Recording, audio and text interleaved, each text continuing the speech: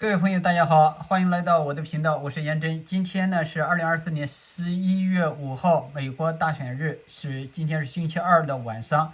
现在呢是美国西部时间，晚上的8点42分。那么美国东部时间呢是晚上11点42分，也就接近这个午夜12点了。那是东部时间啊。刚才呢，我们录制了一个多小时的这个福克斯新闻网的这个现场直播。现在呢，我们再接着录制啊。这个看来呢，这个结果呢，今天晚上的结果啊，很可能会出来啊。这个到目前呢，这个川普总统是一直领先的，他获得的是选举人票呢是211张，那么哈里斯呢是117张，那么谁先到达了270张，谁就获胜啊。那么咱们继续关注这个大选的这个进展情况啊。好，谢谢朋友们的继续观看。So we'll see how that shakes out. Okay, let's run up the coast here and let you know what we're seeing here in North Carolina. Then I'll hit Virginia, then I'll hit Pennsylvania, all right? Trump up 2.5 in North Carolina. Why can't we call it? I was looking at Mecklenburg County with Charlotte. Okay, so they've had a lot of votes come in since the last time I checked.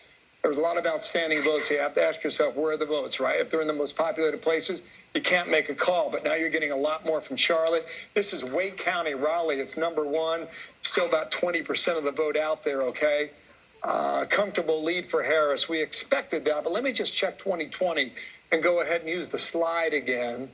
Okay, so she's performing half a point better than Joe Biden finished from 4 years ago. So we're keeping track of that. You went to Virginia. I'm getting there, guys. Hang on 1 second here. Just got to move the meter, and we'll see what's happening here in the Commonwealth. All right, so while you're checking that, Charlie Hurt's from Virginia. Yeah. Tight squeeze. So what are you looking at, Charlie? Tight squeeze, Virginia. What are you looking at? So it's kind of interesting, actually, that this is so close, especially if you looked at the early numbers across the state. It was fairly extraordinary with the early vote, both early mail-in vote and then early in-person vote. All of the big D-plus counties in the state were significantly down from 4 years ago, including the big counties like Fairfax, Richmond, and then all of the R-plus counties were significantly higher this time than they were 4 years ago. And so if you had just looked at those early numbers and then look at this, it's actually not that surprising that it's this close, even though Virginia is, for all intents and purposes, a blue state now and has been since George W. Bush, or since Obama anyway. But it is, I think that Governor Youngkin, who said, watch out, it's going to be tight here, is probably looking at those same numbers and realizes that this thing might actually be the surprise of the night. Yeah, a lot of people drifted to Northern Virginia, suburbanites. There's not a great Trump vote in that near D.C., counties, Kellyanne, and that's what we're looking at here is where that vote is outstanding and whether it changes the dynamic. No question. And Glenn Youngkin has been a great partner to Donald Trump this whole time on the campaign trail.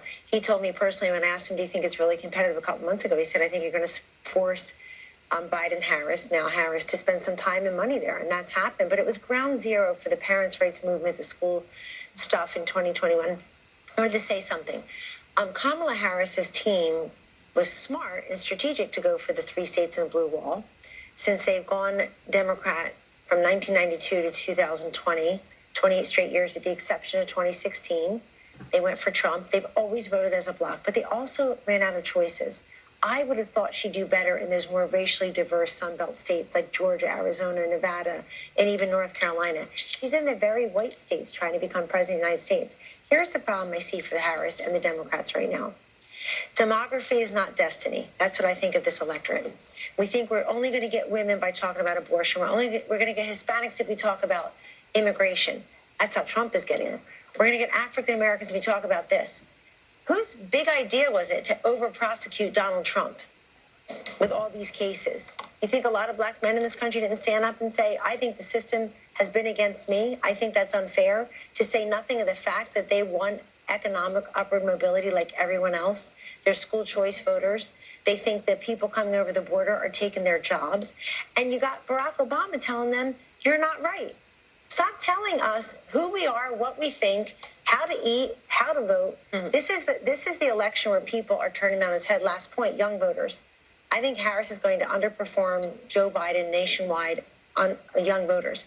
There too. Let's get rid of the old guy and put in the 60-year-old woman and then call Donald Trump old. That's how we'll get young people. It's not how you get young people. You get young people if they think they can afford a house before they're 52 under your policies. You get young people if they think they want to be president of their own small business, not president of this country one day, and they can survive and thrive doing that. So this whole demography thing that we should vote according to our gender, our race, our age, this is the election where I think that hit a wall. Can I ask a quick question just to Mark and Kelly? If things hold right now in where we are, does she only have to win the blue wall, just for the sake of the audience, to win this? So if everything happens, she wins Arizona, he wins Nevada, he wins Georgia, North Carolina. If she wins Michigan, Pennsylvania, Wisconsin, does she win? Yes. Yes. Okay. So the blue wall remains what we have. She has one path. big path. Yeah, he's That's got the two path. paths, but you got to get one of Is those. that true, Bill? Yeah. Pretty much, yeah. Because it gets her to 270 with the 3. Yeah, Right. with the 3 plus Nebraska too.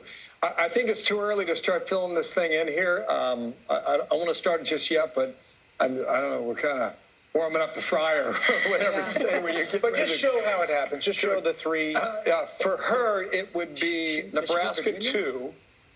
Well, we got to go a long way. So just it's going to take me a while to get there. Okay, so she would have to win all the usual states here. It's just too many to fill in, right? Oh, gotcha. Boom, Yeah. boom, boom, boom, boom. that's good. Oh my gosh, what am I missing? Holy cow! Okay, Maine, Nebraska 2. Hawaii. Oh, yeah. Okay, so So that's why I didn't want to do it just yet, because we got to go a ways. I But know. maybe like another half hour, an hour or so, we'll fill in a few more. If you got time, I'll take you to Arizona, unless you Sure. got something else to do. Love to go Let there. me go ahead and reset this, because there's some movement here. There's some movement here in the American Southwest. This is Arizona. First time we're looking at it on the night. And Trump has just taken a 1/10 of a point lead. Kamala Harris had the edge here for really the past hour. This is Maricopa. This is Phoenix. This is where you get 60% of the vote statewide is in Maricopa County, all right? She has an edge at 2.2 percentage points. Raw vote 563,000. I'm going to bring out the slide again, okay, and go back to 2020. And this is Joe Biden in Arizona. So she's up about half a point, not quite, all right? But Donald Trump's performing a little better right now at this point, but there's still just about half of the vote out, and too soon to call there in Arizona. Let me come back to modern day, 2024, and see if this has changed. It has not. This raw vote's 2,200. So we'll watch that. Just want to take a sneak peek at that. You guys mentioned Iowa, the state that shall not be named, or the poll that shall not be named. This is nuts. 14.5 points. Wow.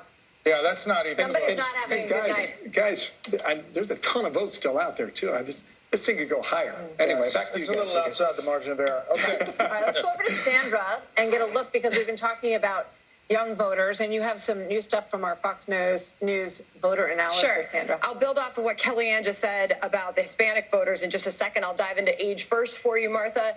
And it is pretty incredible, some of the data that we're seeing in our Fox News voter analysis. This age group 65 and over, okay, it is a dead heat. Split the vote there. But just note, Donald Trump led this group by 3 points in 2020. So he is, in fact, slightly underperforming with that group. But here is a huge story that we are seeing develop. Voters under age 30, 52% of the vote going to Harris, 44% to Trump. That's an 8-point margin that she's leading by.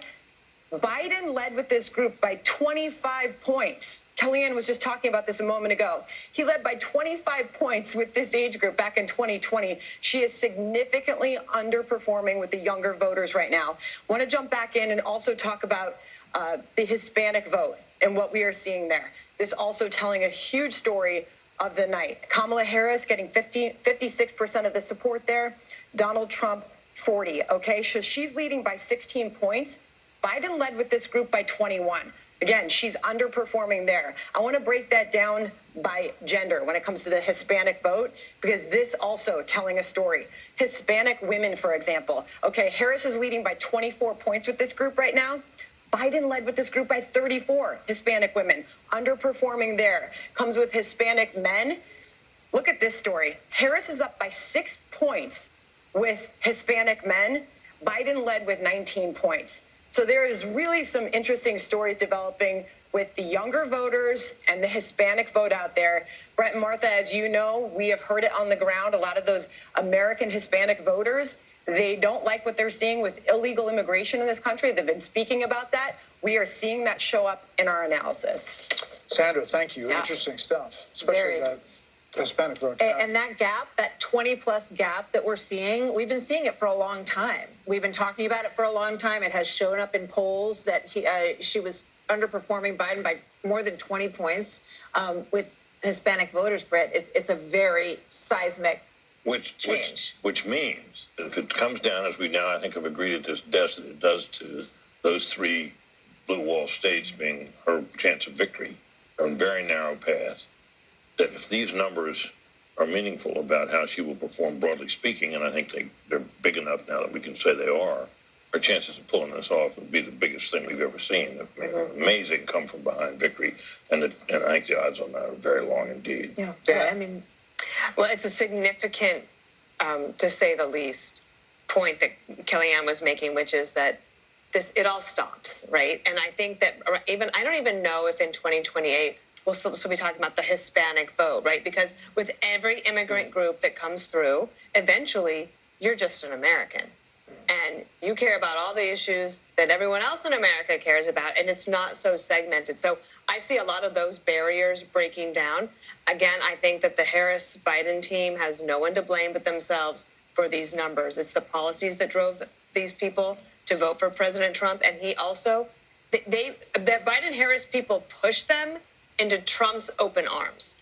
And now they'll have a chance to have a different type of president if he were to win. I know we got the blue wall to see, but the betting markets, everything is sort of going this way. And you sort of have this feeling that the Hispanic vote is no longer going to be so segmented.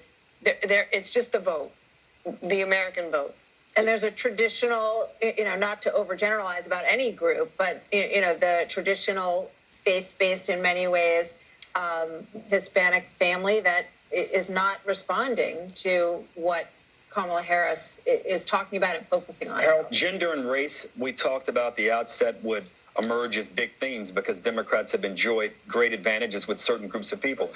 The numbers didn't show up tonight. They show up. Politics may be a dead end. Well, what it shows is that we're going to have to, as a party, rethink and reformulate, reconstitute how we think about going after voters. If these votes hold up, and even if they don't, the numbers are narrowing. So you have to rethink this and consider some different strategies. Because as we sit here tonight, Democrats have to be surprised.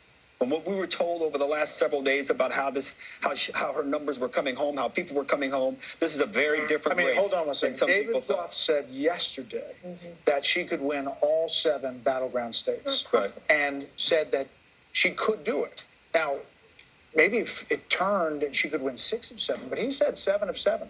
He said the other day. He did. He said there was a confidence from him that. And Democrats abound that there was, right, even up to early this Well, all the polling said that it could go either way. We got to hit a break real quick. We will. A lot of votes to count still, and we are covering all of them for you. Our special coverage continues. Stay with us. We'll be right back.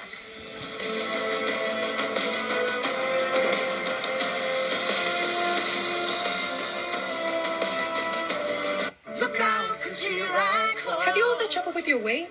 Same. Discover the power of Wegovy. With Wegovy, I lost 35 pounds.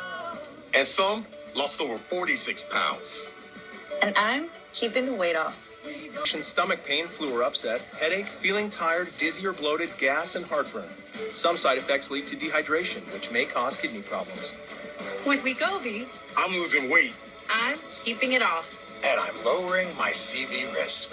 Check your coverage before talking to your prescriber about Wegovy. There are some things that work better Together. Like your workplace benefits and retirement savings. Voya provides tools that help you make the right investment and benefit choices so you can reach today's financial goals and look forward to a more confident future. Voya. Well planned, well invested, well protected.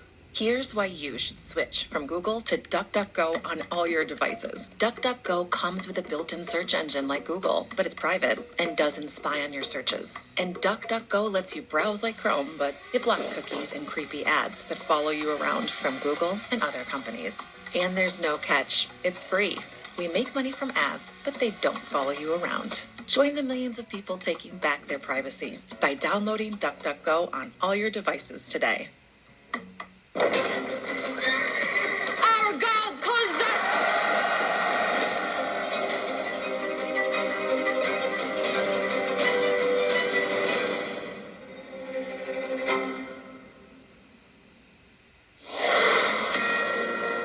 The Fox News Decision Desk can project that in Maine, Vice President Harris will win the statewide vote. Trump will win an electoral vote in the rural 2nd District in the state of Maine. Fox News can also project that Maine Senator Angus King will win his race. He's an independent who caucuses with the Democrats. So as we look now, the Senate is ticking up. We're going to look at some interesting races in Ohio and Montana coming up. So let's check in with Aisha Hasmi at the Trump campaign headquarters in West Palm Beach, Florida, where I would imagine the mood is fairly good. It is very good, Martha. You know, earlier this evening, a lot of folks were coming up to me and saying they're not sure if they're going to get a decision tonight. They thought it was going to take a few days, and that has completely flipped, and people are expecting there to be an answer tonight and it to be favorable for the former president. I just talked to a campaign official who tells me that over in Mar-a-Lago, where former President Trump is right now, watching the results come in, the mood there is positive. And I'm working to confirm right now if the former president made some remarks to a crowd there and what exactly he said, but everyone there appears to be feeling very, very good. And just found out as well that Speaker Mike Johnson, the House Speaker, who's in Shreveport, Louisiana right now at his district, appears to be making plans to come here to be with former President Trump. Back to you. Aisha, thank you very much. We'll keep a close eye on Trump headquarters as we continue to give you some more updates on what's going on right now. You know, we don't have a call for any new states at this point. We're waiting for Montana, waiting to get a look at the Sheehy race in Montana as well. And we have some new guests who have joined us on the panel that we want to get to. So let's welcome them in. And as we get ready for the top of the hour, we'll make some new calls at 11 first, and then o'clock. we'll get right to you guys. Wow, time is going so fast.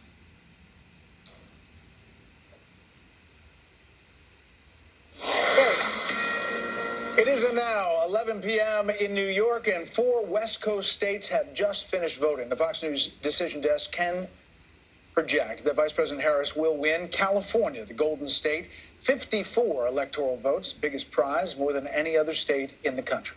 And Fox News can also project that Harris will win Oregon, adding 8 more votes to her Electoral College vote.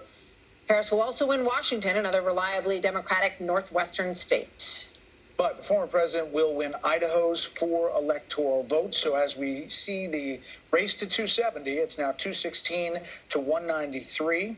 The race is changing quickly. I am getting some word from the Democrats who have now put out kind of a sense of the race, saying that in Pennsylvania, they say they're overperforming turnout expectations in Philadelphia and the early vote expectations in Bucks County. They go into state by state of where they feel like they're going to see more votes in these states. These are the blue wall states, because that is the path that we're looking at. In Wisconsin, they say we know there's a significant amount of vote remaining in Dane and Milwaukee counties, and we are seeing signs of strong performance in the WOW counties. We just have partial data. We don't expect complete results from Wisconsin until tomorrow morning between 3 a.m.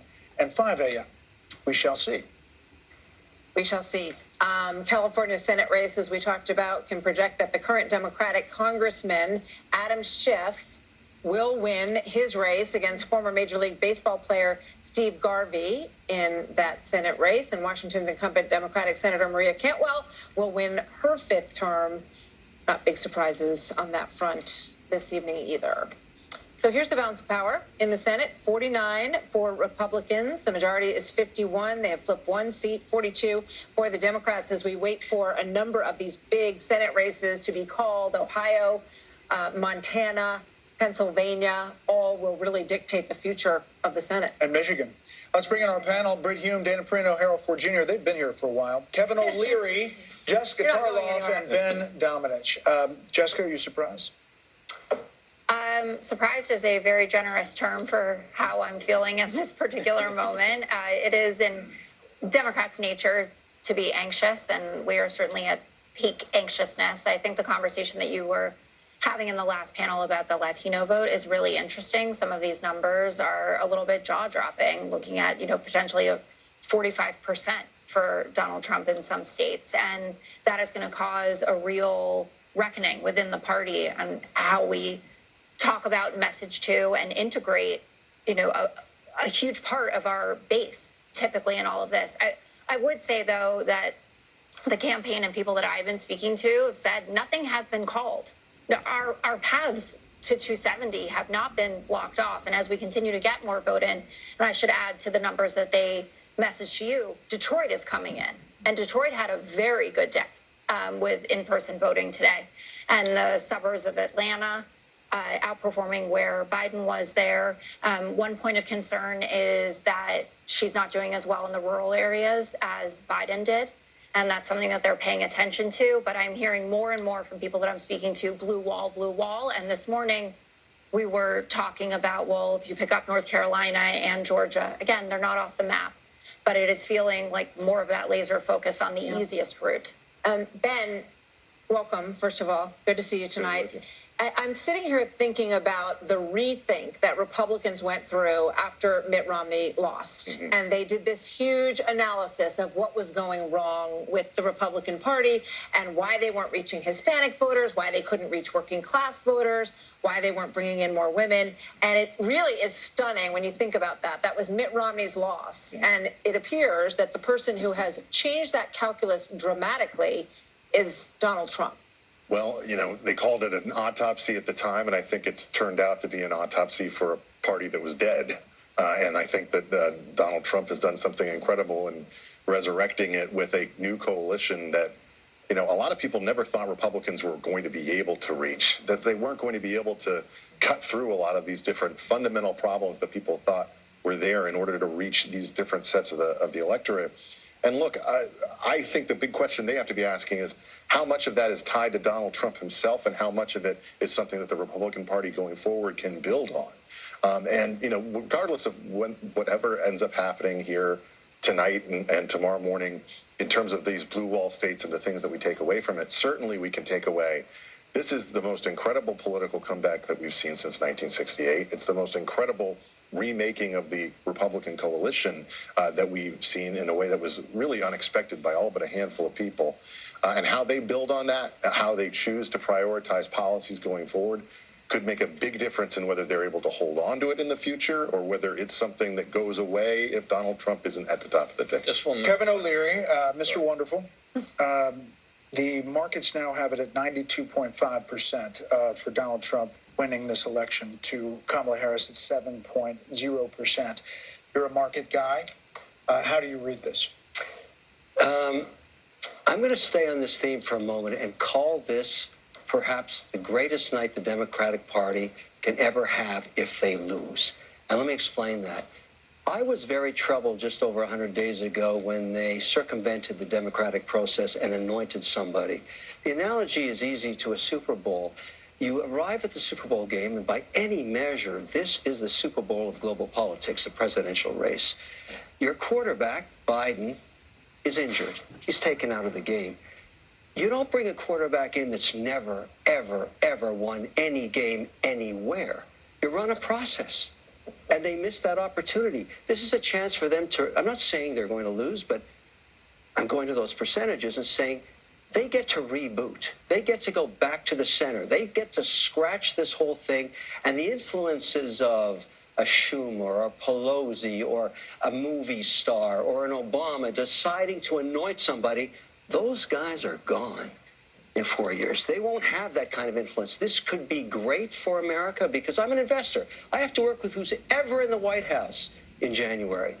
But I care about policy. And when I hear policies coming out of a party that are so twisted against the American way of life, like basically taxing capital gains that are unrealized, that's not America. Or price controls, that's not America. 28% tax rate takes us to the bottom quartile of competition. That's bad. We can't do that. That would hurt the country. And all I do is work with entrepreneurs that want to build businesses. There's a reason people come here under barbed wire and drown in rivers to get into America. It's the American dream. It's the only thing the president has to do is to maintain it. Those policies are against the American dream. And I have nothing against Harris. I mean, look, she did a masterful job in getting to where she is. It would be good for them to lose tonight. It would reset and reboot and get that party back to the center. It would be good for them. They may not want to hear that. We don't. But they may have to. Kevin, you may have to deal with it. You may have to.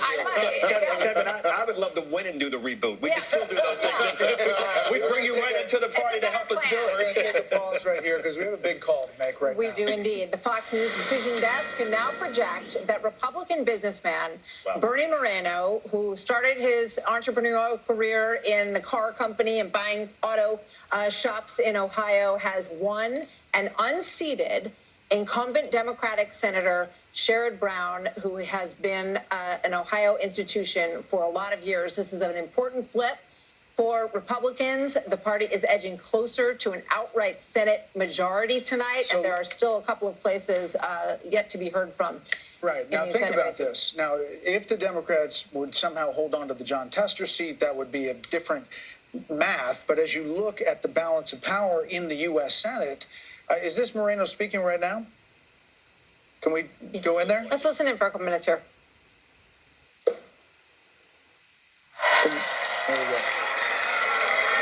Look, today starts a new wave. You know, we talked about wanting a red wave.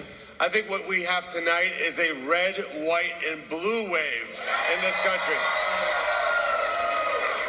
Because what we need in the United States of America is leaders in Washington, D.C. that actually put the interests of American citizens above all else. We're tired of being treated like second-class citizens in our own country. We're tired of leaders that think we're garbage, and we're tired of being treated like garbage. You know, my opponent talked a lot about helping the working man. And I will agree with him on the need to help working Americans. But the difference is talk without action is nothing. So what we're going to do, thanks to now having a Republican majority, by the way, how about that, in the United States Senate,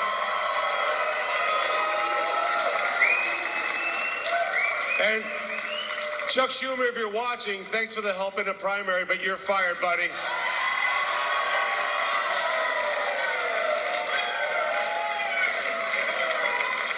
This is a new dawn of Republican leadership. With President Trump and J.D. Vance in the White House, we are going to advance an agenda that is an American agenda. An agenda that says we are pro-immigration, but not pro-invasion. We're going to make certain that the people who come to this country are invited here like I was, like my family was, on our terms. We're going to make this country an energy-dominant nation so that my kids do not grow up in a country where we ever rely on a foreign nation for energy ever again. And we have that energy right here in Ohio. That means coal, that means natural gas, it means oil, and it means nuclear. And in terms of EV mandates, they need to be gone first thing in January. Bernie Moreno, the winner in the U.S. Senate seat in Ohio. This is a major pickoff for an incumbent senator in Sherrod Brown that ran ads that said he was, at least working with former President Trump. He ran heavily on the issue of abortion and thought that they were going to make headway there. There were all kinds of polls, including the one we talked about earlier, that had Democrats fired up about women in the Midwest. Sherrod Brown won in 2006, 2012, and 2018. He was pro-labor. They thought he was safe at the beginning. This race was well run by Bernie Moreno, and this puts them closer to a Senate majority. He said it is a Senate majority. There's still the possibility that John Tester holds on in Montana, although he was behind going in. Deb Fischer in Nebraska, we're still watching that race very closely. But if they hold all of those, you could have a scenario where you're looking at 52-48, 53-47. You absolutely could. And it's worth pointing out that these Senate candidates, if he is one of a few, potentially, as Brett just said, they all closed very strong. I mean, these races were not considered competitive. You didn't see them on TV a lot because they weren't really considered to be in the game, but they are closing very strong, and we're going to keep an eye on all of them as they do. It's interesting to point out, his family immigrated here from Colombia, and, he talks about the American dream, about immigrating here, and it raises questions about how immigrants feel about immigration, because he is very much in favor of closing the border. Yeah, his brother was the ambassador. There's a lot on that. Garrett Tenney, our reporter in the Midwest, he's done a couple of pieces for us on a couple of small towns, one in Ohio and one in Indiana, that were completely just doubled overnight almost by immigrants. And he talked to families who have kids who are like, they can't even go to school anymore. They dropped out because nobody could be taught anymore. No one can find a place to live. I'll be very interested to see what Sandra Smith pulls out of that state of Ohio. Now, Donald Trump ran very strong in Ohio, and that helped Bernie Moreno as well. It will probably help Deb Fischer. I think it even helped Ted Cruz. Even though I think Ted Cruz was always going to win, it helped him win by a larger margin. Another point is Sherrod Brown has been there forever. Incumbents usually win. But this past 4 years has seen a remarkable amount of incumbents all around the world, up and down the ticket. You think of what happened to the Conservative Party, the Tory Party in the UK. They lost everything because there was just throw the bums out type election, and Kamala Harris is basically weighed down by the Biden administration, and she still couldn't come up with something that she would change, and I think people are reacting to that. And once again, you have a state like Ohio where Sherrod Brown was able to hang on, even though it has been basically a red state for quite some time. Yep. And sometimes the migration of this kind of party move in a state takes a little while, takes a couple cycles. Surprised by this one? That Sherrod Brown, there were a lot of Democrats who thought like you thought, at the way you posited the question, that he's held on for a long time, he's running tough races, and that he had appealed to enough Republicans over the many years. But Moreno was a great candidate for them. He hung in there, and what it goes to show also is this issue of energy security. It's going to be interesting to see how this continues to play out in Pennsylvania this evening. Ohio and Pennsylvania both, and even Montana, where energy is a big, big issue. These three Democrats may have run up against a challenge here that they can't overcome. This shows you a little bit of break in the blue wall. If Ohio's 10 points and Bernie Moreno takes off Sherrod Brown, don't you, as you're looking at Wisconsin, Michigan, and Pennsylvania, say there are similar issues in these states? That's what I'm saying. No, I don't. Brett, the answer is a resounding, unfortunate for me, yes. I think you can begin to see that where that crack could come, if not a whole collapse. Let me make one last point. $161 million spent on the Bernie Moreno race by the Senate Leadership Fund.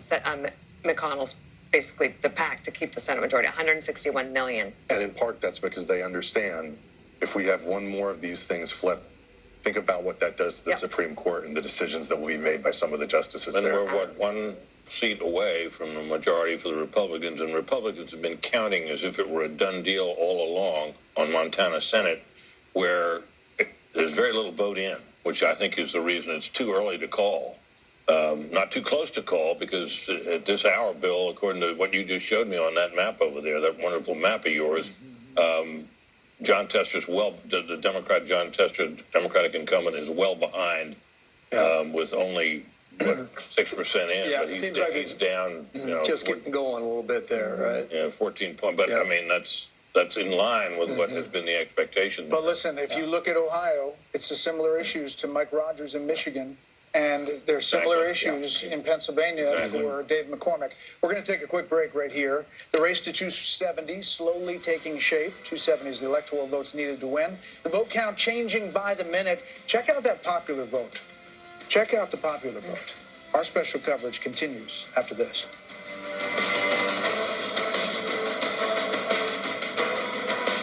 Election Night on Fox News Channel is brought to you by Simply Safe Home Security.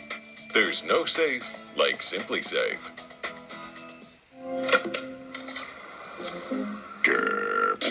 Modern home security, my tale. What's Simply Safe got that I don't? 24/7 monitoring that acts on an alarm in 5 seconds to help stop crime in real time. Stop. This is Simply Safe. Police are on their way. Plus no contracts. Ever. Maybe Simply Safe and I could work together. Scaredy cat. There's no safe like Simply Safe. The votes are in. The next president of the United States is... My kingdom does not belong to this world. Repay to Caesar what belongs to Caesar, and to God what belongs to God. Jesus, we trust in you. Amen.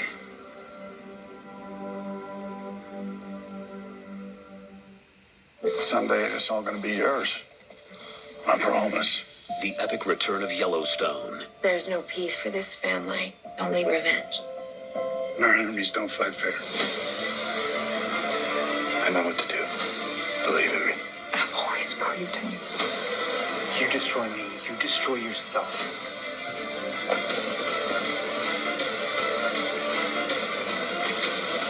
Yellowstone. Watch on Paramount Network this week. I got this $1,000 camera for only $41 on Deal Dash. DealDash.com. Online auctions since 2009. This PlayStation 5 sold for only 50 cents. This iPad Pro sold for less than $34. And this Nintendo Switch sold for less than $20. I got this KitchenAid stand mixer for only $56. I got this barbecue smoker for $26. And shipping is always free.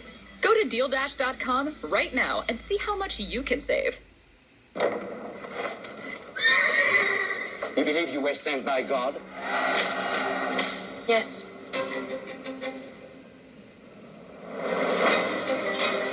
Repent! Come and be baptized in the River Jordan!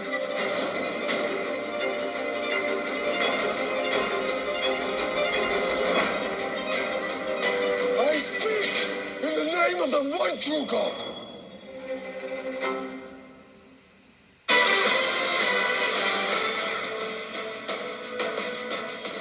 Welcome back to our coverage of a big election night, and things are shifting by the moment. We are too early to call right now. The decision desk says in Georgia, North Carolina, Pennsylvania, and Wisconsin, as you look at these on the screen there. But you can see that Georgia, we're the lead with 90% in. As Bill talked about earlier, the Atlanta vote, we're still waiting on that, and that could be why the decision desk is holding back there. North Carolina, also 89% in, 136,000 votes. That's starting to get into territory which is tough to close depending on where that vote stands out. The big, obviously, states that we're watching are the blue wall states, Pennsylvania and Wisconsin, 65% and 75% in. But again, the former president leading now, and the question is, how much of that vote showed up for Vice President Harris in the Philadelphia area, the suburbs, the Bucks County areas in Pennsylvania.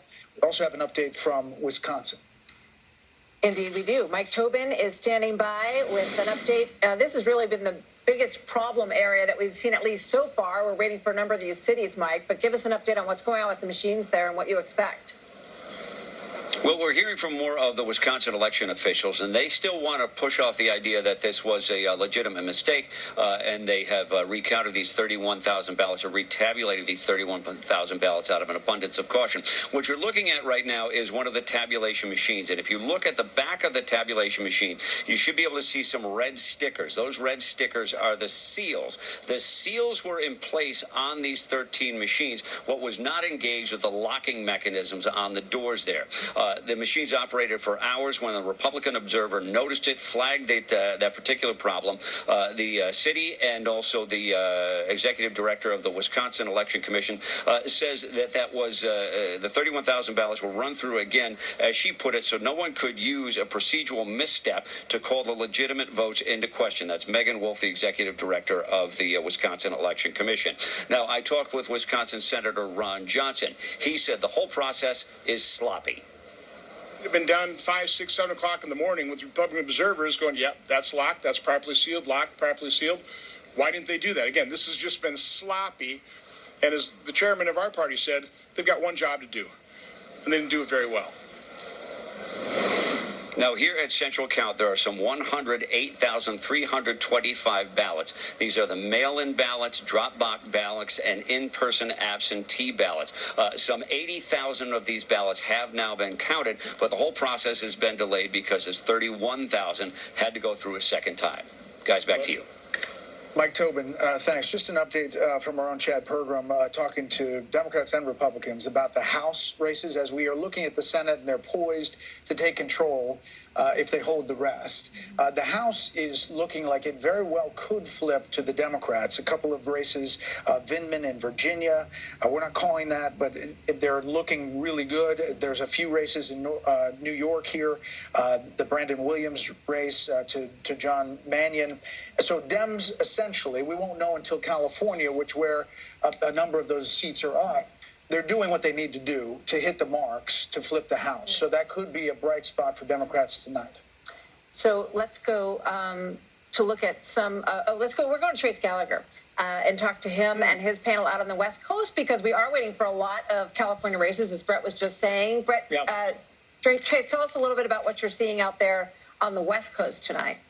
And we're going to pick up the last 3 hours of this coverage tonight, Martha, so we're kind of gearing up for that. It's interesting. The big news out here, of course, California, no surprise, went to Kamala Harris. Interesting, though, because Proposition 36, which is the big story here in California, that would revise Proposition 47, which lowered the thresholds of crime. It really allowed crime in California to run rampant. We have our panel here, Steve Hilton, Jody Armour, Kayla McGee-White, and Gianno Caldwell. Steve Hilton, to you very quickly. Prop 36 is winning dramatically right now. It's expected to win. It would be a big deal for this state. It's a massive deal because it shows that people have had enough of this far left attitude on crime. And it's not just that proposition. You see it on some of the other ones, on rent control and raising the minimum wage. It's a really interesting shift. And if I may, Trace, the other big point for us here in California, you look at this change, this massive reconstruction of the Republican Party under Donald Trump's leadership and the Latino vote here in California, the largest group now.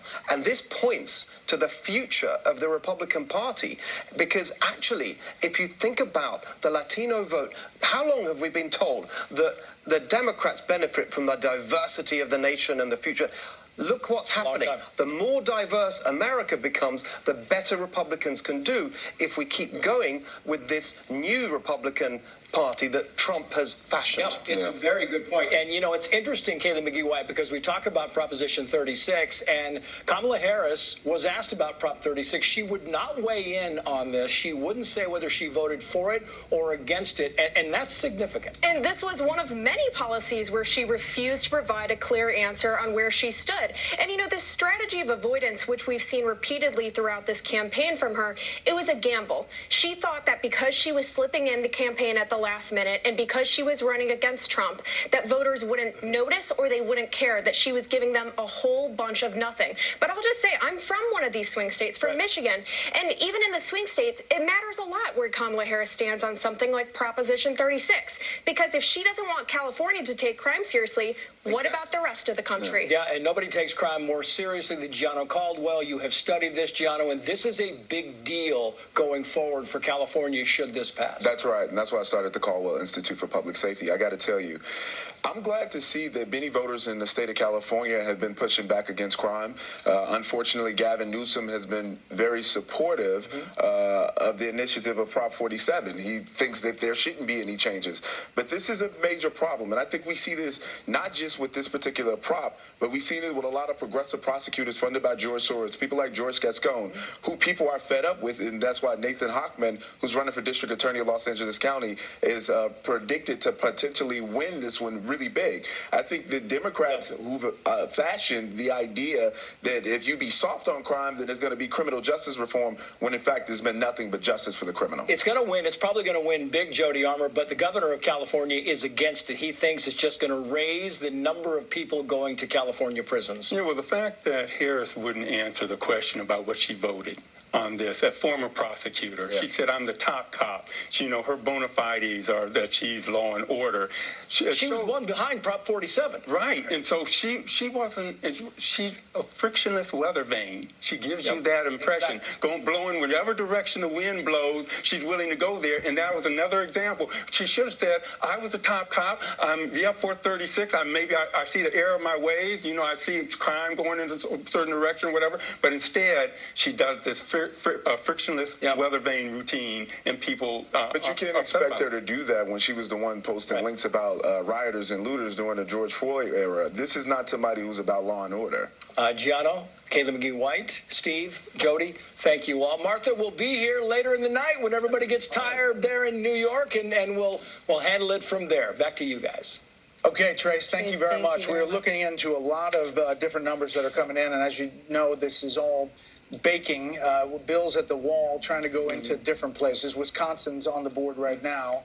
Yeah. Bill, what do you got? Just picked up something from the New York Times. I just want to repeat this. I was trying to locate this on the map, and it's true.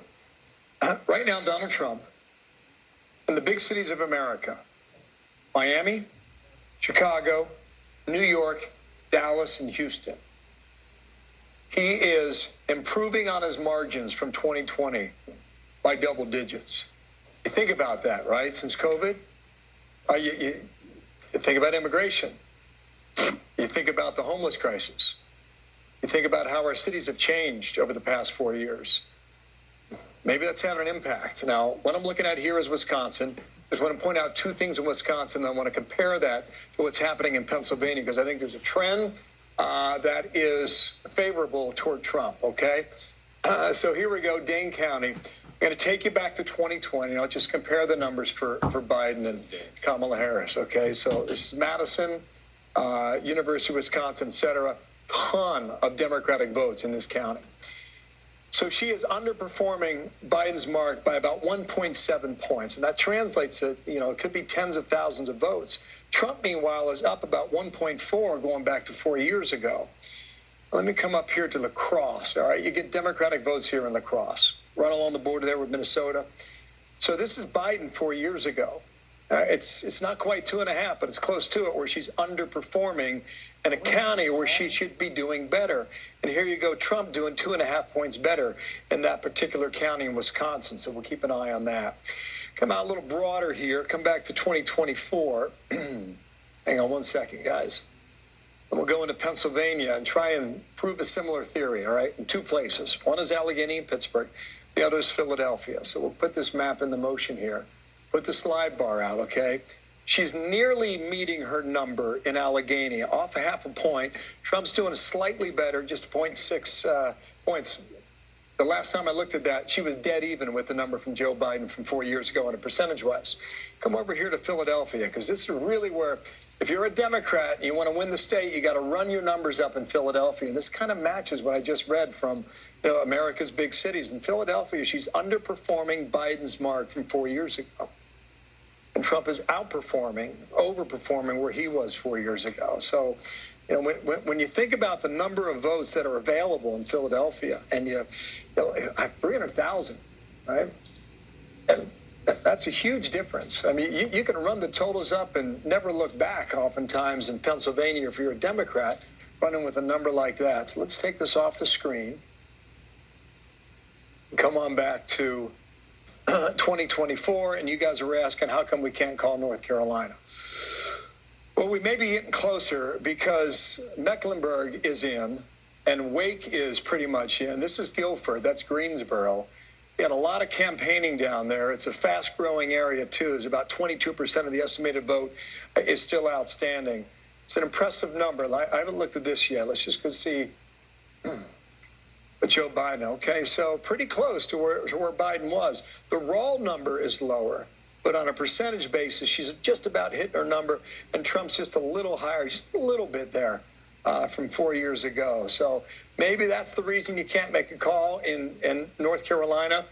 Maybe, and maybe that changes in a moment here. We'll see. So this is Georgia. Too soon to call yet again. Let's see with the 134,000. So 2.7. That has been consistent, guys, for a while now. On a percentage basis, it has not much moved. Trump is favored just under 3%. I can go hunting around trying to figure out why you can't call it. I would have to think maybe, DeKalb County still got a little bit of vote out there. I'm up here to Gwinnett County as well. A little bit of vote out there. Democrats score their points in Fulton, Cobb, Gwinnett, and DeKalb County. So too soon to call right now for the Peach State. Bill, listen to this. So Jen O'Malley Dillon, I quoted from it earlier, where they're kind of painting the picture of the blue wall and how they're doing great things in Pennsylvania and Wisconsin and Michigan. But at the end of this email, she says, we'll continue to keep you all updated as we get more information. This is what we have built for. So let's finish up what we have in front of us tonight, get some sleep, and get ready to close out strong tomorrow. So the Biden, the Harris campaign, sorry, it is the Biden folks that run the Harris campaign now, essentially saying, you know what, let's pack up and get some sleep, and we'll see you in the morning. That reminds me of? It's 4 years ago, Clinton in Martha. 2016, Exactly because right. she said, John Podesta came out and said, well, we're all going to kind of sleep on this and see how all of this works out. And everyone else was saying, we're calling these states. So we may stay with us. We're watching it all as our special coverage continues, and we could have some big calls coming straight ahead, whether they're up tonight or not.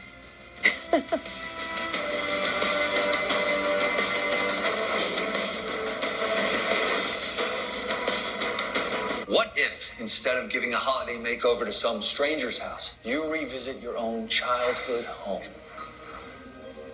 Oh, wow. The name of your true love is Nick. 3 rom-com worthy meet-cutes, all with guys named Nick. Aaron Krakow and Daniel Lissing, a holiday tale about finding true love. Nick! Yes! In the nick of time. You have a little snow in your hair. Santa, tell me. Check your local listings. Part of Countdown to Christmas. Only on Hallmark Channel.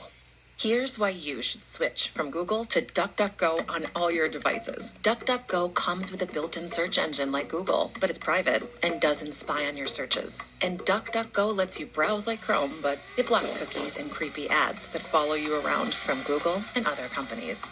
And there's no catch. It's free. We make money from ads, but they don't follow you around. Join the millions of people taking back their privacy by downloading DuckDuckGo on all your devices today. While you watch Fox News, stay connected at foxnews.com with live blogs, interactive features, and voter analysis. Foxnews.com, your ultimate second screen. Can you believe this? Doug Flutie and Frank Thomas. You guys look great. Once I turn 40, Let me guess, less energy, less drive? definitely. It's not your fault. It happens to every man. Testosterone levels drop as you age. Happened to you guys? Yeah. So what did you do? We got Nugenix Total T. To get your complimentary bottle of Nugenix Total T, text VOTE to 215-215. This unique man-boosting formula is powered by Tesnor, a key ingredient clinically researched to help increase testosterone levels. That does it. I gotta get Nugenix. Just send a text for a complimentary bottle. And by the way, she'll like it too. Get your complimentary bottle of Nugenix now. Text VOTE to 215-215. Text now and we'll include a bottle of Nugenix Thermo X, our newest, most powerful fat incinerator ever, with key ingredients to help you lose fat and get lean absolutely free. That's BOAT to 215-215. I got this $1,000 camera for only $41 on DealDash. DealDash.com. Online auctions since 2009. This PlayStation 5 sold for only 50 cents. This iPad Pro sold for less than $34. And this Nintendo Switch sold for less than $20. I got this KitchenAid stand mixer for only $56. I got this barbecue smoker for $26. And shipping is always free. Go to DealDash.com right now and see how much you can save. Okay, let's bring in our panel. Joining us now, Kayleigh McEnany, Richard Fowler, and Katie Pavlich, and our 3 steady Eddies over to my right, who are not letting me chain them. They're not going anywhere. They're with us. Chained, actually, to the desk. Exactly. Physically chained. We're very sorry. Hopefully it's loose enough for you. Allowed breaks occasionally. But... So, Richard, welcome. Good to have you here. Good to be here. How are you feeling about how things are going? Obviously, we've seen this memo from the campaign that says that they are considering waiting to see how things look tomorrow. Can you answer to that at all? Look, I think we all knew this was going to be a long election night, right? We knew this was going to take some time to count all these votes. I think what you're seeing from the memo that was released by General Mally Dillon just a couple moments ago sort of speaks to that, and that, we don't have a clear winner in this moment. There's still votes out there being counted. Last time I checked before I came in here, I think 1% of the votes in Wayne County or Detroit was counted. So we have a lot more votes left to be counted in parts of the blue wall. I think for the Harris-Walz campaign, they're saying they're banking on this blue wall to win this campaign. So they're going to wait until those votes are counted. And I think at this point, nobody can spike the football until all the American people have their say. Yeah, we haven't called any battleground states. Exactly. Sean Hannity may have. Sean is the exception to the rule. But he wasn't worried about the fact that there weren't actually in yet. The best was when he said, I'm not going to get over my skis, but I'm going to get over my skis. But I'm going to make a call. I have a big prediction. Katie, what do you think? Just based on looking at the data going into tonight, but also the numbers on Hispanic men, for example, and the youth vote, the fact that Donald Trump is running ahead of Kamala Harris, according to a number of exit polls, shows that their messaging to those groups isn't working. And the question is, why? Why is it that it didn't appeal, the Kamala Harris campaign message? And I think it's interesting to look at the slow death of identity politics that you're seeing in this election. The Kamala Harris campaign tried to argue that people should vote for her based on identity politics, whereas the Trump campaign, which was accused of being Hitler, fascist, wanting to, implement, get rid of democracy, essentially, is running ahead with those groups. And that's not something that they expected. Those were the key people that they needed to get her over the finish line. Now, the night is not over, but long term, Democrats are going to have to think about, they're losing their coalition. And how are they going to get it back? You can't just argue that someone in your opponent is a Nazi, essentially. You have to have something to offer. And at this point, they're looking at the numbers and saying, if we're running this far behind in these places that we're looking at the votes, it's going to be a tough climb getting to that 270. One of the interesting things that strikes me as you say that is that the character issue was dug into so deeply by the Harris campaign and by Democrats at large across the country. And Kayleigh, it looks like not only did the 48% that has been rock solid for Trump throughout the entire course of his run, not only did they not care about that issue, I think, they say, well, we know and we've seen all of this, what we watch is, the policy results, whatever they're saying, but added people on top of that, despite these character issues that were so drilled on by Kamala Harris in this campaign. I think you make a really important point, and two voters come to mind when you make that analysis. There was a voter in the New York Times. They'd followed this group of undecided voters. This voter said, pre-Kamala Harris, I was 50.01% likely to vote for Trump. He didn't like him personally. He didn't like his affects. He didn't like him.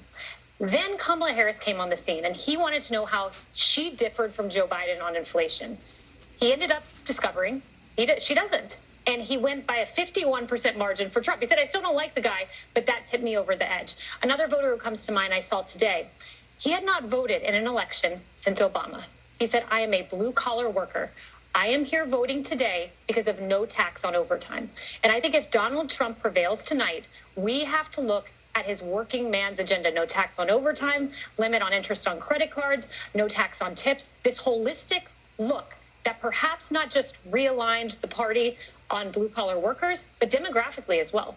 Can I just add to that? For years, we've heard from the Biden-Harris administration that Americans are not suffering, that inflation, A, wasn't happening, then it was transitory, then we just had to deal with it, even though it wasn't getting better.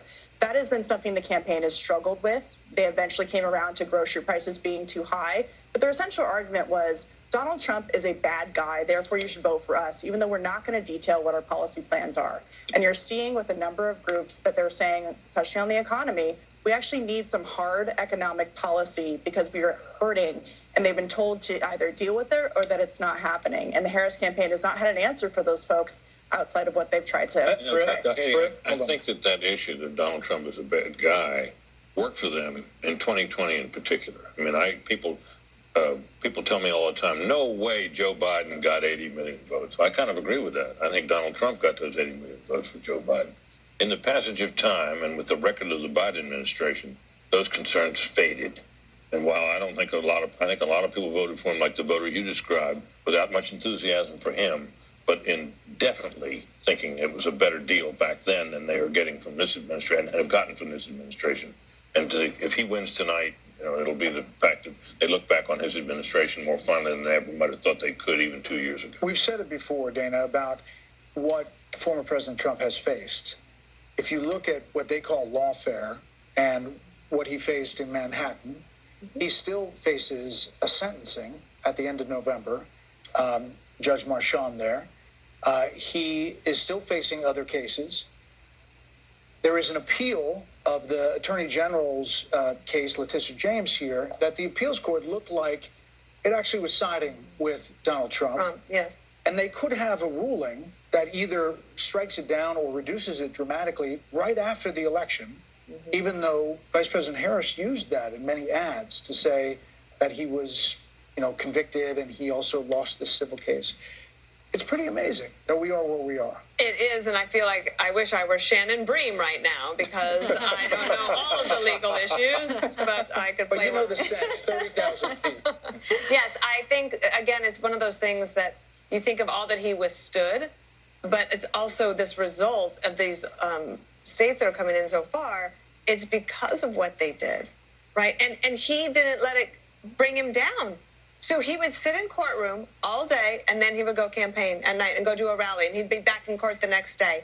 And if you think even just about the creativity of the campaign, like at McDonald's, et cetera, they were just beating her to the punch every single time. Yeah, and they completely dropped the felon argument. You don't even hear it. You didn't hear it through the course of most of the campaign. Fox News Decision Desk can now project that former President Donald Trump will win the state of North Carolina. This has been a contested state. Vice President Harris went there many, many times. A Democratic governor in the state of North Carolina. You saw former President Trump go there a number of times, about 4 times in the past 2 weeks to campaign. The campaign always felt that they were in good position in North Carolina. Now we can project that he will win the state of North Carolina and its 16 electoral votes. The Fox News Decision Desk can now also predict that Vice President Harris will win New Mexico. That was a tight race. It had tightened in recent days, but Vice President Harris will win New Mexico. So as we look at the race to 270, the electoral votes needed, it now stands at 232 for former President Trump and 198 for Vice President Harris. That makes North Carolina the state in the battlegrounds that Trump has won 3 times. It was the only battleground state that he locked down in 2020. So obviously a relief at the Trump campaign that he has kept that one in his column as well tonight as we continue to move on. Peter Ducey is live at the White House. What he's hearing from the Harris campaign and the Harris path tonight. Peter. And we'll start with what we're hearing here at the White House, and that is nothing. They told us that President Biden and some longtime advisors were inside watching the results come in on TV, but we have been here outside, and we have been noticing that a lot of lights that were on within the White House, at least from the part that we can see, have been turning off. So it seems like some folks around here may be taking the campaign co-chair, Jen O'Malley Dillon's advice in that memo that they should get some sleep and prepare for some results in the morning. There have been 3 big changes, though, in the way that the Harris team has been presenting their case to us in the last couple hours. As results started coming in, they were telling us where they saw silver lining in all of the battleground states. They were also telling us that they thought they had a plausible case to win in all 7 battleground states. And something over the last 36 hours they've been pushing a lot is that they thought Trump could come out and declare victory early. We are not hearing much of any of that anymore. The memo that the campaign co-chair put out is pretty broad and just something that they've been telling us since the summer when Harris took over, that the blue wall was one of their pathways to victory. That is not new information. That is just what they've got right now.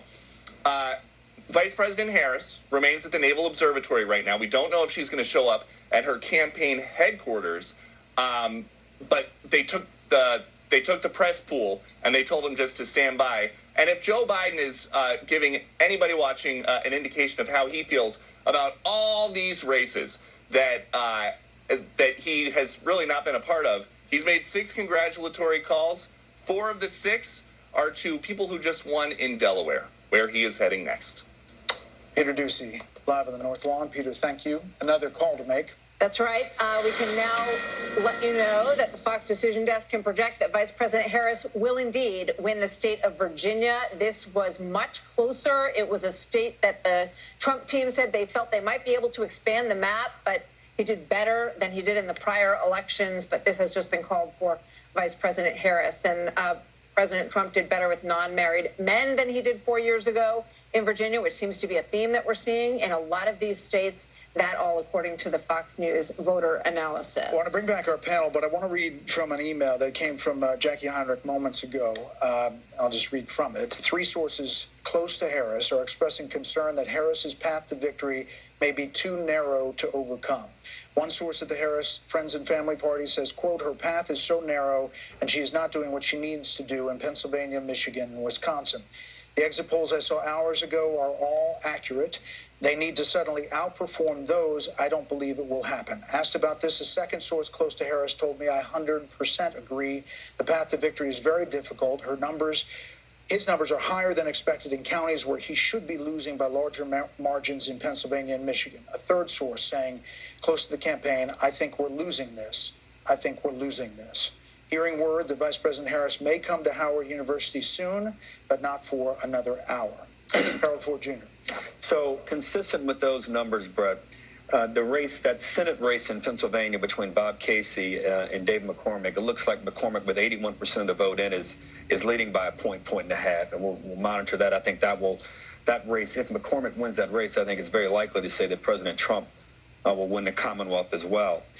Building on some of the points, reacting to some of the points from my friends on the other side of the table, you know, my party often says that Donald Trump didn't do enough on the border. He rejected a bill that would have been a compromise, that he didn't lay out specifics. He said no taxes on tips, no taxes on overtime, that wasn't a full-throated economic plan. And all that may be true, but sometimes politics in life isn't fair.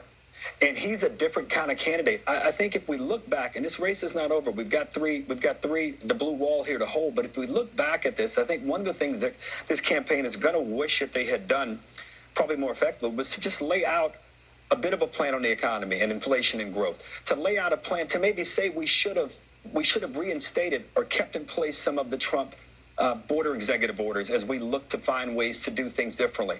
Because just going back and looking at things just wasn't working with voters, and the polling data showed that.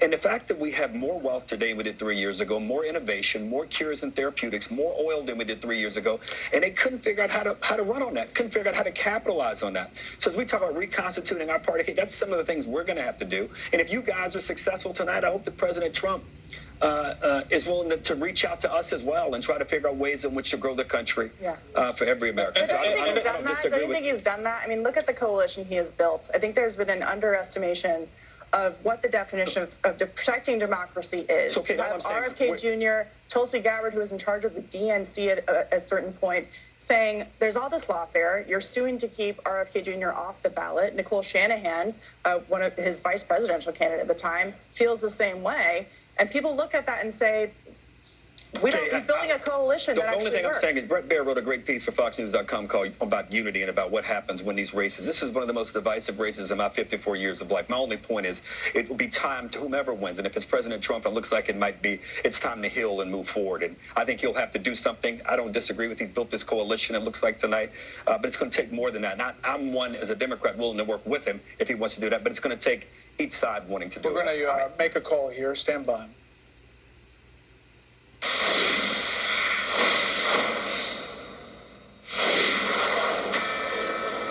Fox News projects that the Republicans will take control of the United States Senate. The party will hold at least 51 seats, which is enough for an outright majority. The tipping point for this is Nebraska, where Fox News can now project that Republican incumbent Senator Deb Fischer will defeat independent challenger Dan Osborne. Now, this was a very, very tight race. The incumbent Republican pulling this out. And that means, because of Bernie Moreno and West Virginia, that it now goes over the top as far as the Senate majority, but we don't know the final number yet. Right. We're still waiting for the Tim Sheehy race against John Tester in Montana, which is one that I think a lot of Republicans felt was something they were relying on. So we'll see if that turns out to be the case. And it's not clear yet who would serve as the next Senate Majority Leader. Republican leader Mitch McConnell, who is the longest serving Senate leader in history, announced earlier this year that he would step down. So there's a lot of speculation about who might take that role. And of course, that'll be the next conversation to have for the leadership in the Senate. But right now, a 51-seat majority for the Senate, 42 seats for Democrats. And this is a big deal for if President Trump wins again, he needs this majority in the Senate. We don't know what's going to happen in the House, if indeed. Yeah, and we have seen some evidence that Democrats are having some success in the House. The question comes in the West and California. But this is a big deal, Britt Hume, that this is a flip of the Senate majority, and now Chuck Schumer will no longer be the majority leader. This is something that Republicans looked at their map at the beginning and said, this looks good for us. They didn't know how good, and we still don't know how good it's going to be tonight. Yeah, and it raises the possibility that if Trump wins, he has the Senate, and the question becomes then, can the Republicans maintain control of the House? There's been a lot of confidence in the betting markets that they would throughout this evening, but just to keep you up to date, the margin on the betting odds has shrunk a little bit for their holding on there. Holding on to all three. If I could just add, like for Mitch McConnell, this is what a way to leave, right? With another win. Again, and if President Trump wins the presidency, another way to say he recruited great candidates this year. Steve Daines, who was a senator from Montana who ran the whole operation. The Senate Leadership Fund spent millions of dollars very strategically, and they had to help with $3 million at the last minute to help the senator of Nebraska get across the finish line. She barely did, but she made it. Let's and also this happens amid harsh criticism of McConnell from a not insignificant wing of the Republican Party on the right. Yep. Let's also not discount the success of former President Trump in these states, Kayleigh, that definitely in the case of Bernie Moreno, with a 10-point win in Ohio, takes him over the finish line. And we don't know. In Michigan, Mike Rogers. In Pennsylvania, Dave McCormick. And in Montana, Sheehy. This lead could grow. And there was a long, big conversation, especially when you look back at midterm cycles, about President Trump potentially dragging down tickets and, hurting Senate candidates. And in fact, it seems like Senate candidates are finding coattails with President Trump. Interestingly, when we assess the prospect of keeping the House majority, Steve Scalise said we need at least an 8 to 10 seat buffer because he expects, should Donald Trump prevail, which is looking very good for him right now, that several House members will depart and be various cabinet members in the administration. So you got to start thinking about that. That's a political calculation you can solve, on the inside, but something to think about nonetheless. I would just say this, the word here, the word on other networks that I'm hearing constantly is the word underperforming for Kamala Harris. We're seeing it repeatedly. We're seeing it among demographics. She's underperforming. And while we don't have results right now, we do have trends, and the trends do not look good. Let me just interrupt. As we see on the screen here, this is Wisconsin. This is Hovde with 1.2 million to Baldwin, the incumbent. If we could flip it over to Michigan, Mike Rogers has a lead on Slotkin in that race, 50.3 to 46.9. Now, these races, they fall in the same category. As I mentioned before, Ohio, Michigan, Wisconsin, they have a lot of the same issues, energy. All of them campaign similarly, and they all appear to be doing well and maybe outperforming. Yeah, and just a couple of things about the Senate, because remember that Vice President Harris said that she was open to ending the filibuster if it meant that that was what was necessary to restore Roe v. Wade. There was also discussion, not hammered too much on the campaign trail, but the idea of making Puerto Rico and D.C. states has been kicked around for a long time, possibly expanding the Supreme Court. So these are ideas that I think in many ways were galvanizing to a lot of voters, and we're seeing what's happening in the United States Senate. So if this continues, well, we know now that there's a majority, so at least in the short term, those things won't happen. Eventually, we're going to check in with Chad Pergram on Capitol Hill. We'll continue with our panel. We have some more raw vote total coming in as a lot of numbers as the race for 270 continues. More results and analysis. Could we make some more calls coming up? You'll have to come back.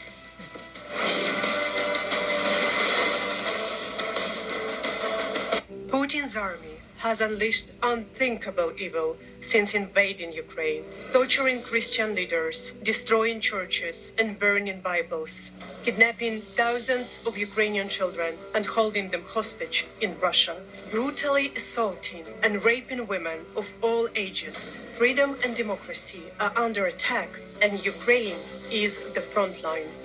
Freedom isn't free. Together, we must stand for justice. Independence. With that declaration, America was born. Inspired by a belief in the God-given rights of every human being, and in the good that comes from exercising these rights well. The founders of our great nation chose independence. As do we. Hillsdale College accepts no government funding, because independence makes possible the good to which we aspire. What if, instead of giving a holiday makeover to some stranger's house, you revisit your own childhood home? Oh, wow. The name of your true love is Nick. 3 rom-com worthy meet cutes, all with guys named Nick. Aaron Krakow and Daniel Lissing, a holiday tale about finding true love. Nick! Yes! In the nick of time. You have a little snow in your hair. Santa, tell me. Check your local listings. Part of Countdown to Christmas, only on Hallmark Channel. Let's go walking in the city tonight. I'm feeling heavy and I can't explain how I feel for you. You got me dizzy and I'm feeling blue.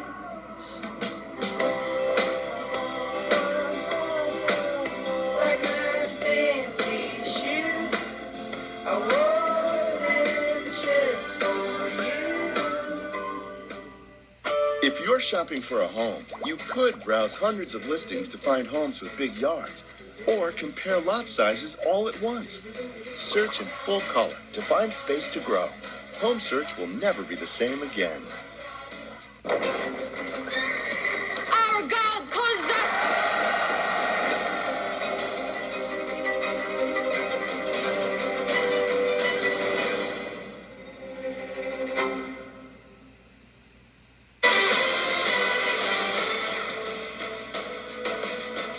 Welcome back. So there are a number of states that we are not able to call yet, and we're waiting for some big calls momentarily. We're still looking at some of these Senate races. We're still looking at Milwaukee, of course. We're waiting for Pennsylvania, Michigan, a number of these big battleground states. Wisconsin as well. Pennsylvania, a lot of raw vote total coming in. As you take a look at this board, you can also look out in Arizona, where it is very tight early. It's about half in. Georgia now seems like it's getting close to being baked here. 93% in, 50.8, 83% in Pennsylvania. Bill, you want to chat about Pennsylvania? Yeah, we can here. What I set up for you, Brett, is what the night's all about, right? How do you get to 270? And if you punch around on the map and just see the margins, I'm just going to do something, okay? I'm not getting ahead of anything here. But I want to tell you, as it stands right now, if you were to call this entire thing, okay, you know, Harris at 216, Trump at 232, and, you know, if I know you're going to make a call because it's midnight on the East Coast. Oh, yeah. Yep. Come back.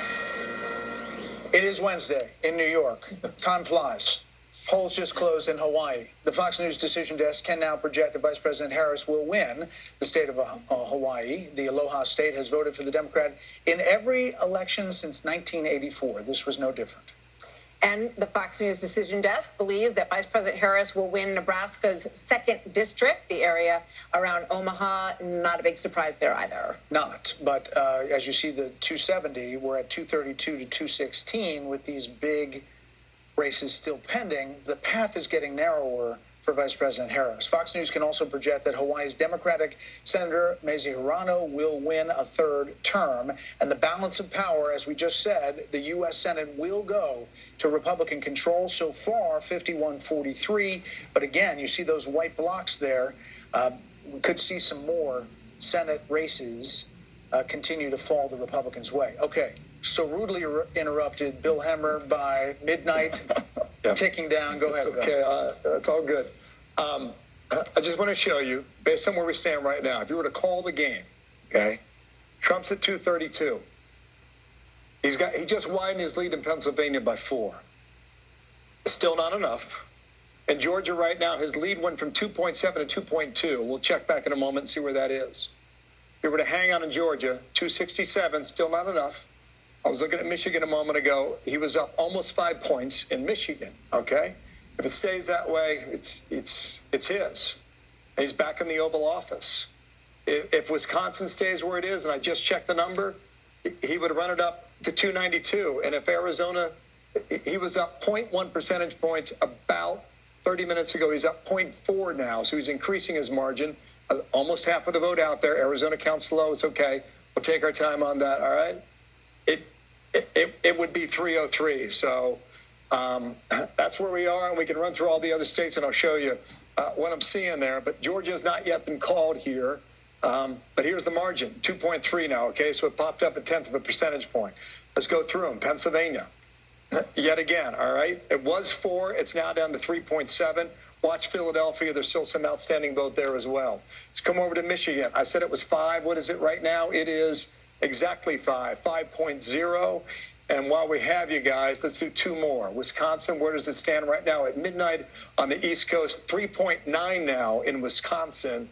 I see a lot of red on this map, guys, a lot of red. Normally you see a little more trickles of blue there. Now Arizona in the Southwest, as of now, okay, that's where it is, 0.4 percentage points, a Trump lead in Arizona. You got about half the vote in right now, estimated. Too soon to call, so that's where we are. We'll see if we get a call in a moment here on some of the other stuff. You know, more and more as the night goes on, Sean Hannity and that T-shirt seems a far distant thing. We could be looking at a real tilt here, something that goes a long way. Not only the coattails, we don't know about the House, but the Senate, and we could be looking at something that is historic. Which means that, right, based on what Bill's describing here, there's a lot better chance that he runs all 3 of those states than there is that Vice President Harris does. Right. Which shows you, just illustrates how long the odds are now for her. It could happen. She could do it. It could happen. Based on our calls. If it did happen, it would look something like it's a long shot. 1980. I mean, it would be. Yep. You would be in landslide territory. No, it would be. He ends up taking all. And of course, that's how the Electoral College is designed, to take small margins and turn them into Electoral College landslides to make the outcome convincing. But it's an if. Of course, the blue wall not only has cracks, it has a lot of breakage on the inside, on the side. I mean, there's a lot of stuff happening here. Let's check in with Aisha Hasni at Trump campaign headquarters. That has to be getting kind of fired up. Yeah, really fired up. Really exciting mood here. A lot of moving parts right now. So behind me, bigger crowd now, and that's because a lot of folks from Mar-a-Lago who were partying over with the former president are now starting to trickle in. We just saw Senator Mark Rubio a few moments ago. I just saw a TikTok video of the former president walking around his celebration party in Mar-a-Lago. I don't know what time that was taken, but he looked to be in a very good mood. I'm told by folks in Mar-a-Lago that the mood is very positive. And I also know now that House Speaker Mike Johnson, who is in Shreveport, Louisiana, at his own party, is now on a plane en route to Mar-a-Lago to come here and celebrate with the former president. So all around, all the signs are indicating that there's going to be a victory celebration here tonight, here shortly.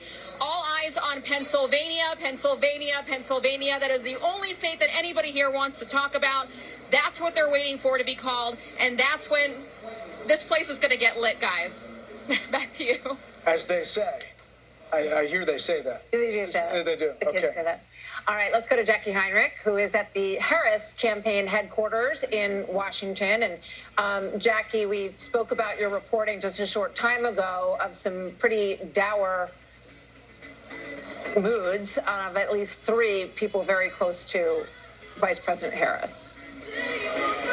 Yes, and there were some more colorful words than that even that I wouldn't ever dare send over email. But overall, the sense that I'm getting from multiple people close to the campaign and close to the vice president is that the vibes are very bad.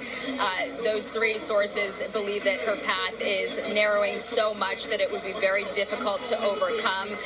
Right now, the campaign, though, is still maintaining that none of her paths to 270 have closed. Even when I pushed them on the North Carolina race call and said, can you update that?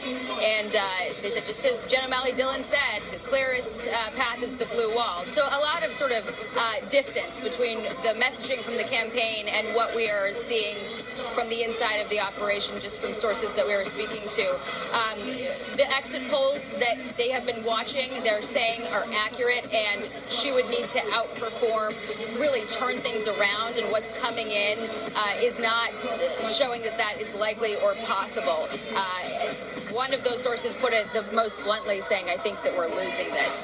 Right now, the crowd is thinning out a little bit, but at the same time, we haven't gotten any updates officially on who to expect here, when to expect them here. There hasn't been any messaging to the people waiting out here about who might be greeting them later or even when. So we will update you when we find out more about that. But someone close to the vice president said that it looks like she's probably going to come down here about an hour or so from now. But she'll need to have a message when she does. And so they're probably formulating whatever that's going to be. There's been a lot of messaging from the campaign about how long it'll take some of these outstanding ballots to be counted and maybe give them, everyone waiting, sort of something to hang on to. And they've also, been talking over the last few days about, of course, their process of making sure that the vote is accurate and that any challenges go through the regular, orderly, lawful process. But we will update you if we get anything official from them. Right now, the official line from the campaign is really not aligned with what we are hearing from sources inside. Guys. Jackie, people aren't leaving, right? I mean, they're still there. We can see them in the big camera. You said some of the people had trickled out. Did you say that, Jackie? Yeah, I don't know if we can pan over. There's probably another crew that would be blocking us, but see, there's this big gap in the grass over there. This was filled with people dancing just a short while ago, and it's kind of empty now. There are a couple different stages here, and we were actually told earlier in the night the reason that there were 2 stages is because there was a remote location with a studio where Harris could potentially go and potentially pipe video in if the race was still outstanding, if enough of these states were remaining uncalled and needed to go into another day. But it doesn't sound like that is going to be utilized tonight because we're hearing word that she could be coming here to say something. But who knows who's going to be around for it? We also don't know who this... Go ahead. No, we hear a new addition in the background, and there may be a new addition to make here in a call that we're having in a few minutes. I just wanted to try to do that, if I could make that transition. Really well done. It didn't really work. Jackie's too young. Jackie doesn't know who didn't really work that well. Jackie's too young. Jackie was spellbound by that one. Sorry about that. Let's bring in our panel. Mark Thiessen, Trey Gowdy, Kellyanne Conway join us, and then we have the chain gang over here on the right, chained to the desk, and they haven't left. Okay, Mark, you haven't been on. What's your thoughts? So when I interviewed Donald Trump at Mar-a-Lago the day after the second assassination attempt, we were talking about the previous election, and I pointed out that 2020 was decided by a handful of swing voters in a handful of swing states, and that this election probably would be as well. And he said to me, maybe, or maybe a lot. I have a feeling it might be a lot. Looks like he might have been right. If it turns out the way this seems to be coming, this is the greatest political comeback since 1892 when Grover Cleveland lost the White House and won it back. So what that means is, love him or hate him, Donald Trump isn't just a once-in-a-generation talent, he's a once-in-a-century talent politically. And keep in mind, this is the matchup the Democrats wanted. They thought Trump would be easier to beat. Part of the reason why they launched this campaign of lawfare against him was to rally Republicans around. 好，朋友们，这一期呢，我们就看到这里啊，一会儿再接着继续录。到目前为止呢，这个川普总统赢得了232张选举人票，那哈里斯呢赢得了216张。还剩下你看这个啊，这个亚利桑那州、内华达州、佐治亚州，这一个是宾夕法尼亚州，这一个呢是这个不是宾夕法尼亚州啊，这个宾夕法尼亚州，这是个威斯康星州，这是密西根州、威斯康星州啊。这一个是